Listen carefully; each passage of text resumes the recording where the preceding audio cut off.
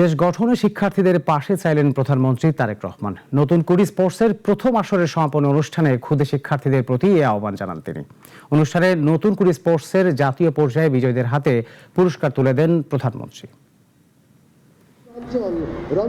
৮৬ দিন পর পর্দা নামলো নতুন করে স্পোর্টসের প্রথম আসরের 4 ধাপে 8টি ডিসিপ্লিনে এতে অংশ নিয়েছেন দেশের ১,৭০,০০০ ক্ষুদে ক্রীড়াবিদ। ঢাকার আর্মি স্টেডিয়ামে সমাপনী অনুষ্ঠানে প্রধান অতিথি হিসেবে উপস্থিত ছিলেন প্রধানমন্ত্রী তারেক রহমান। মাঠে এসেই উপস্থিত ক্ষুদে শিক্ষার্থীদের সঙ্গে হাত নাড়িয়ে অভিবাদন বিনিময় করেন প্রধানমন্ত্রী। সাগর জলে পান তুলে দে। মাঠে বসে নারী ফুটবলের ফাইনালের একাংশ এবং নারী ও পুরুষ বিভাগে ১০০ মিটার স্প্রিন্ট উপভোগ করেন প্রধানমন্ত্রী। দেবার লক্ষ্যে যুব ক্রীড়া মন্ত্রণালয় পরে সমাপনী অনুষ্ঠানে ৮ ডিসিপ্লিনে জাতীয় পর্যায়ে বিজয়ীদের হাতে পুরস্কার তুলে দেন প্রধানমন্ত্রী।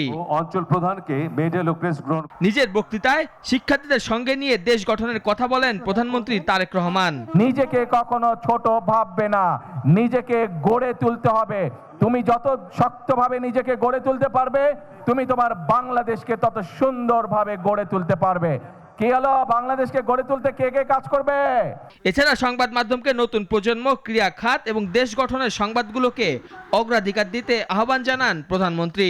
যত নিউজই থাক, আগামীকাল আপনাদের সম্প্রচারিত প্রতিষ্ঠানে, আপনাদের পত্রিকায় যদি আজকের এই বাচ্চাদের খেলা, আজকের এই ভবিষ্যৎ যারা আছে তাদের নিউজটা যেন আগামীকাল লিড করা হয়।